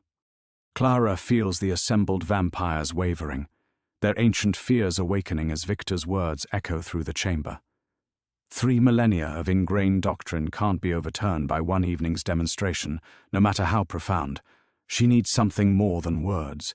She needs proof that will shake their very foundations. That's when Serafina makes her choice. The infant vampire pushes herself upright in Clara's arms, those impossibly knowing eyes surveying the gathered nobles with calm determination. When she speaks, her voice carries with supernatural clarity, reaching every corner of the vast chamber. "You're all so frightened," she says in perfect English, her words heavy with wisdom no child should possess. Frightened of feeling again. Frightened of remembering what you lost when you chose immortality over love. The chamber erupts in chaos. Ancient vampires who haven't felt genuine shock in centuries stagger backward, their composure shattered by the impossibility of what they've witnessed. A vampire child speaking in complete sentences, demonstrating awareness that defies every law of their existence. But Serafina isn't finished.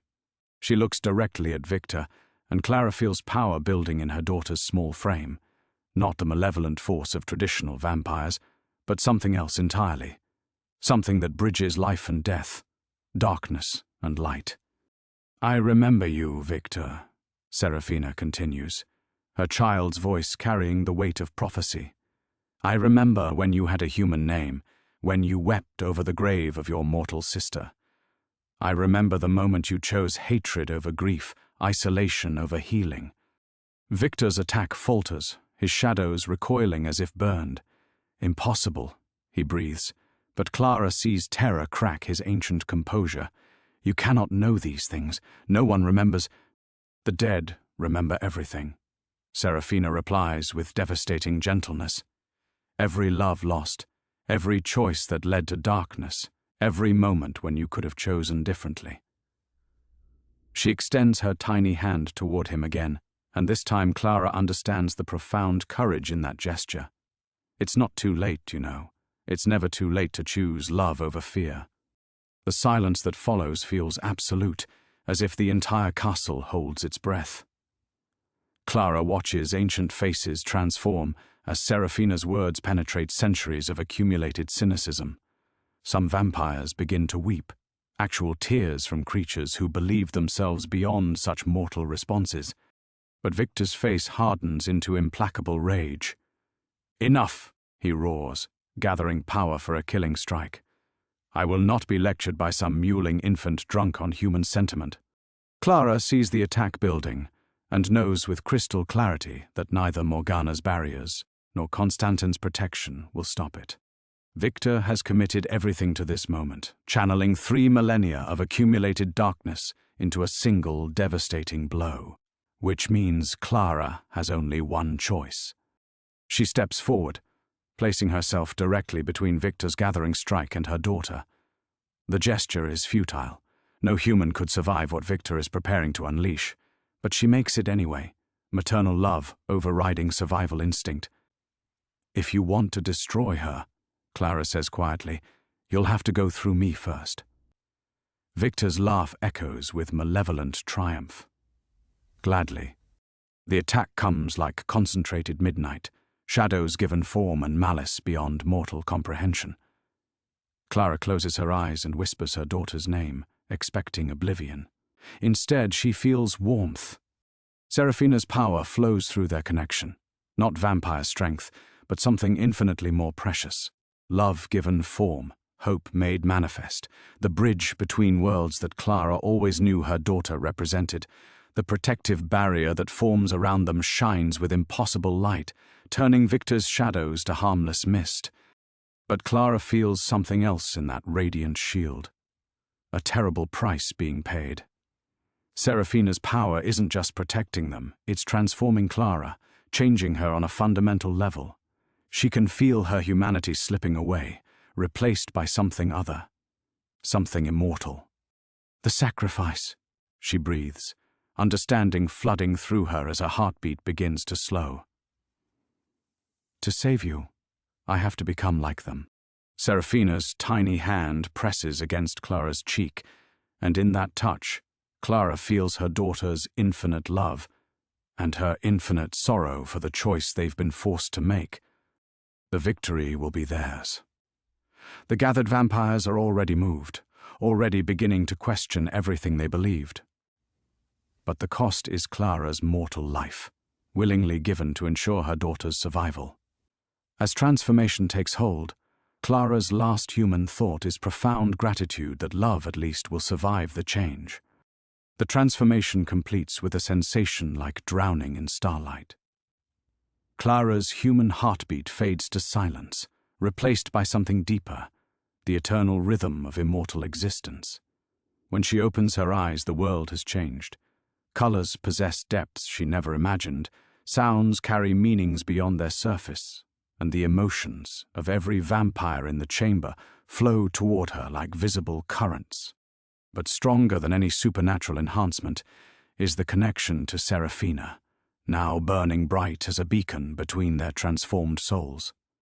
Clara understands with crystalline clarity that her daughter's power didn't just save them, it forged something entirely new, neither purely vampire nor human, but a bridge between worlds made manifest in immortal flesh. Around them, the chamber remains frozen in the aftermath of Victor's failed assault. Ancient vampires stare at the radiant barrier still shimmering between Clara and their would-be destroyer, their faces reflecting wonder, terror, and something that might be hope. The attack that should have ended 2 lives has instead birthed a new form of existence. Victor staggers backward, his millennia of accumulated power spent against Serafina's inexplicable defense. For the first time in Clara's memory, the ancient vampire appears genuinely shaken, his pale features twisted with incomprehension. "What are you?" he whispers, the question directed at both mother and child. Serafina answers with the serene confidence that has marked her from the beginning. "We are what you could become, if you chose love over fear. The infant's voice carries no malice, only infinite compassion for creatures trapped in their own darkness. Lady Morgana approaches slowly, her silver-blue eyes wide with amazement. The transformation, she breathes. I can feel it. She's neither human nor vampire, but something between. Something new. Clara rises unsteadily, marveling at the strength flowing through her changed body. The desperate maternal love that drove her to shield Serafina remains, but it's enhanced now, refined by immortal perspective. She can perceive the connections binding every soul in the chamber, threads of memory, regret, hope, and ancient pain stretching between them like an invisible web. The bridge is complete, Constantine says softly, wonder replacing his usual aristocratic composure. What Serafina represented alone, you now embody together. Proof that our worlds need not remain separate. The conclave of ancients descends from their elevated position, their timeless faces reflecting the first genuine uncertainty Clara has seen from them. The silver-eyed woman who had threatened Serafina now stops several paces away, her expression troubled. This changes everything, she admits reluctantly. If transformation can preserve humanity rather than destroy it, if love can bridge the gap between species. She trails off, centuries of certainty crumbling before unprecedented reality. Victor snarls, gathering himself for another assault, but Lord Casimir intercepts him with surprising authority. Enough, old friend. Can't you see that your hatred has become irrelevant? They offer proof of what we all secretly hoped, that immortality need not mean eternal isolation. This is contamination, Victor protests, but his voice lacks its previous conviction. Around the chamber, ancient vampires are beginning to move closer, drawn by something they'd forgotten they possessed, curiosity about connection rather than dominion. Clara feels their hunger for what she and Serafina represent, the desperate longing of creatures who chose survival over love and spent centuries regretting that choice. Some approach with wonder, others with barely contained need, but none with the reflexive hostility that had marked their initial gathering.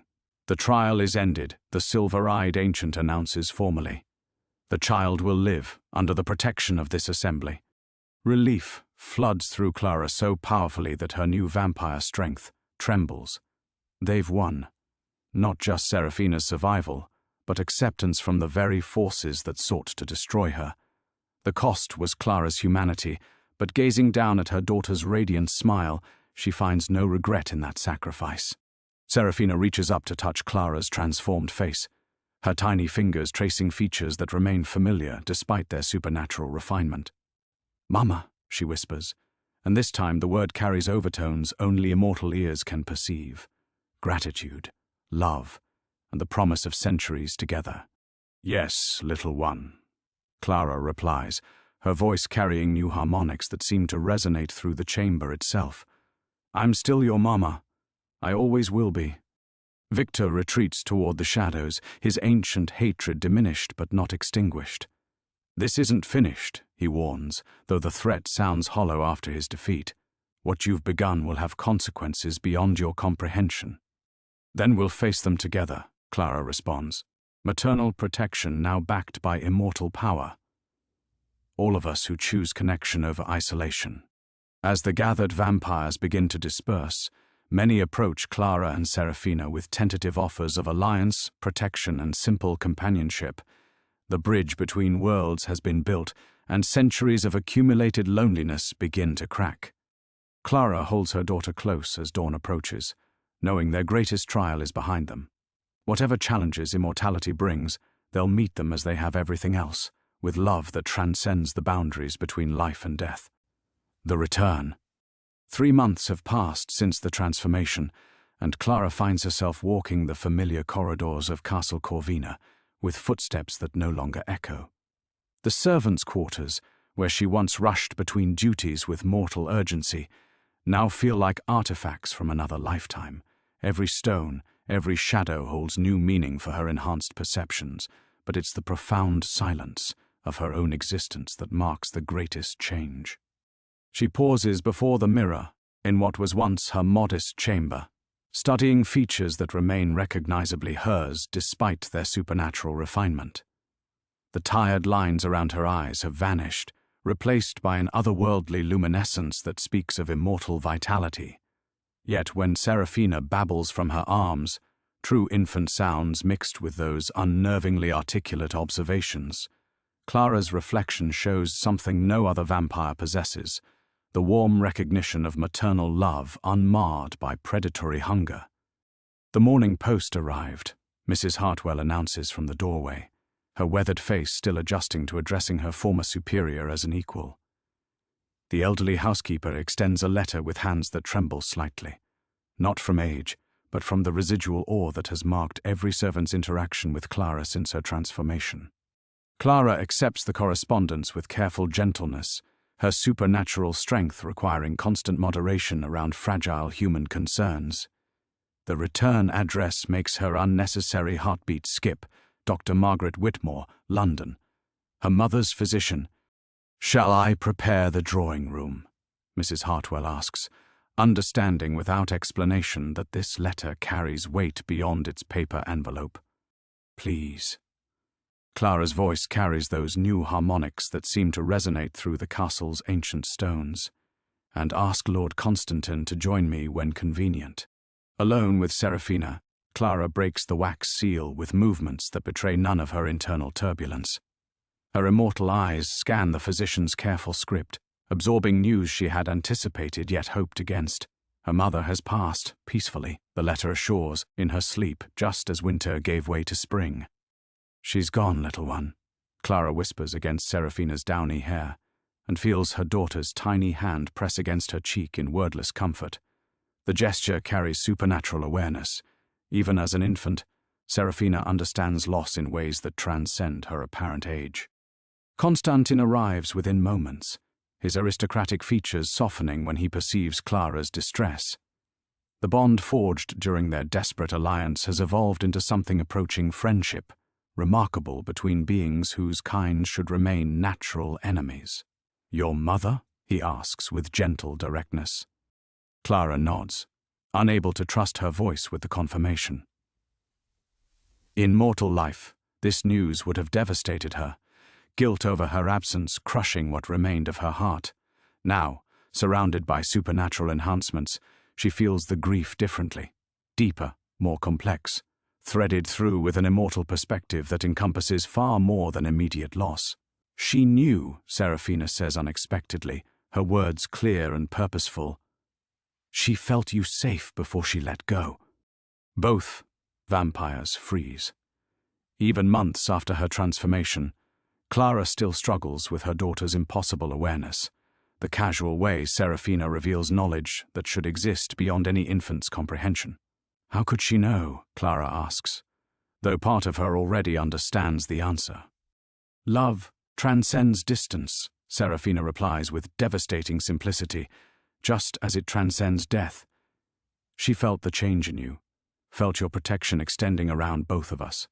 It gave her permission to rest." Constantine approaches carefully, his ancient instincts still warning against proximity to something as unprecedented as Serafina. The child speaks truth. "I've observed similar phenomena among those connected by profound bonds. Your transformation would have resonated across any distance your mother's love could reach."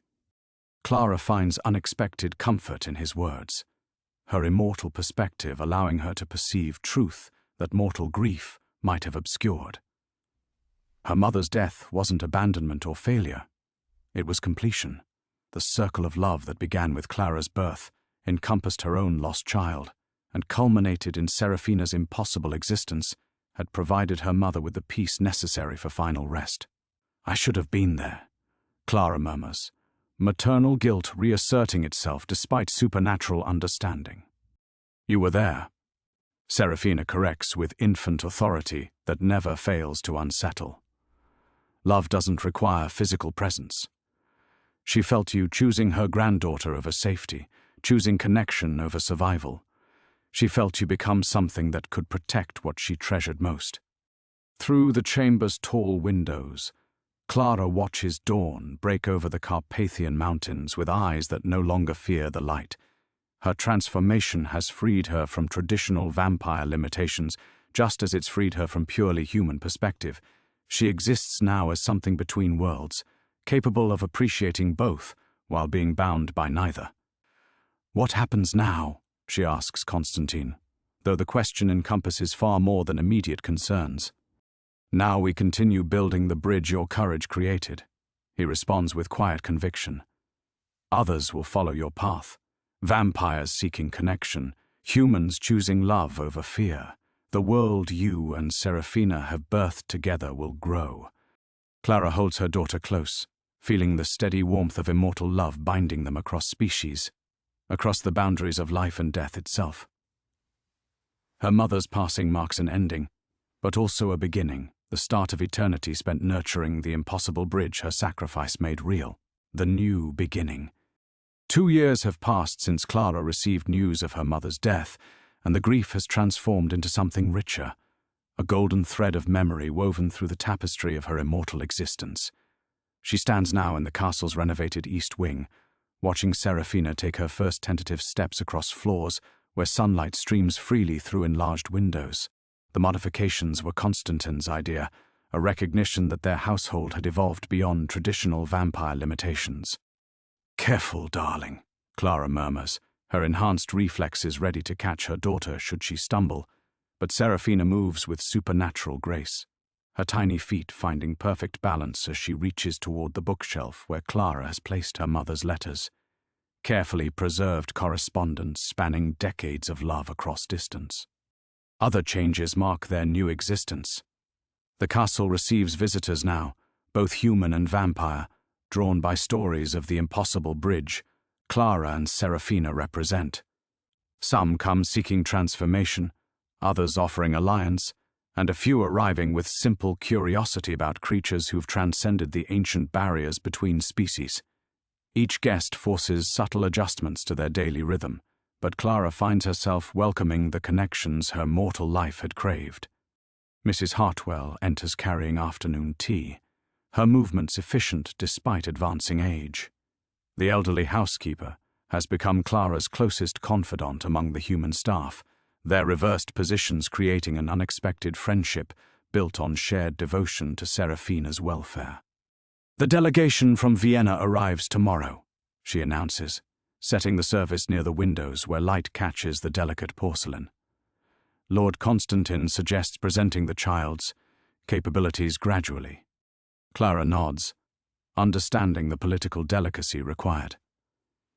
Serafina's impossible nature continues to challenge supernatural and human authorities alike, but her growing influence cannot be denied. Vampires across Europe seek audiences with the child who speaks of redemption, while human scholars arrive desperate to document what they cannot explain. "Mama, look," Serafina calls, her vocabulary expanding beyond her apparent age. She's arranged her wooden blocks into complex patterns that seem to shift and flow in the afternoon light, geometric impossibilities that hint at mathematics beyond mortal comprehension. I can see the connections between everything. Clara approaches carefully, marveling at how motherhood has been enhanced rather than diminished by immortality. Her protective instincts burn stronger now, backed by supernatural strength, while her capacity for wonder has expanded beyond human limitations.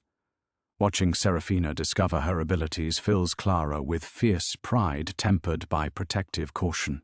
"What kind of connections, little one?"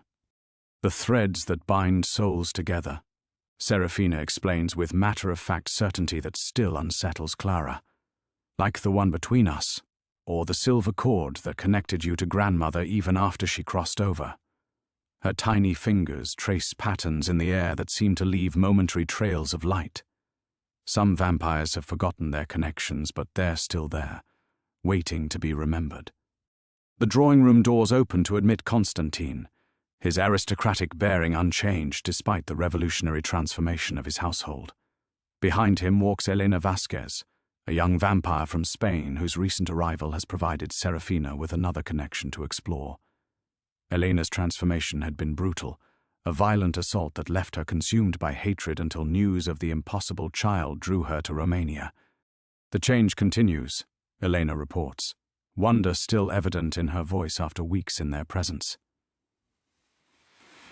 I felt genuine joy yesterday when the gardener's son showed me his drawings. Joy, not hunger. I thought such feelings were lost to me forever. Clara feels profound satisfaction at these testimonies.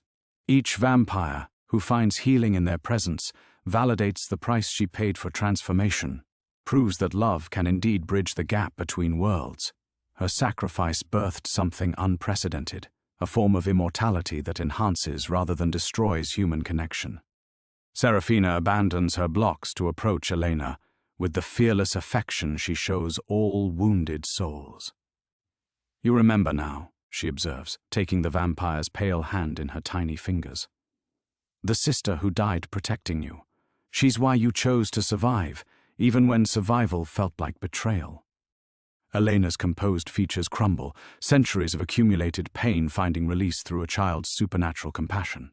Clara watches the healing unfold with maternal pride tinged by protective vigilance. Serafina's gifts grow stronger daily, but so does the attention they attract, not all of it benevolent. Through the windows, evening approaches with spectacular color over the Carpathian peaks. Clara's immortal eyes perceive beauty in spectrums beyond human vision, but the sight that moves her most remains achingly familiar. Serafina's delighted laughter as she chases dust motes dancing in the fading light. Are you happy, Mama? Serafina asks suddenly, her unnaturally perceptive gaze finding Clara's face. With what you became to save me. Clara kneels to embrace her impossible daughter, feeling the eternal warmth of love that transcends every boundary of species and mortality. Around them, their chosen family of reformed vampires and devoted humans creates the connections that make immortality meaningful, rather than merely endless. Yes, darling, Clara whispers against Serafina's hair, meaning it with every fiber of her transformed being. We built something beautiful together, didn't we? Serafina's answering smile illuminates the gathering dusk, bright as the bridge between worlds they've spent eternity learning to cross. In her daughter's eyes, Clara sees infinite possibilities stretching ahead, centuries of love, growth, and healing that will reshape both their kinds. The castle settles into evening peace around them, no longer a fortress of isolation, but a beacon of hope where the impossible has become beautifully, eternally real.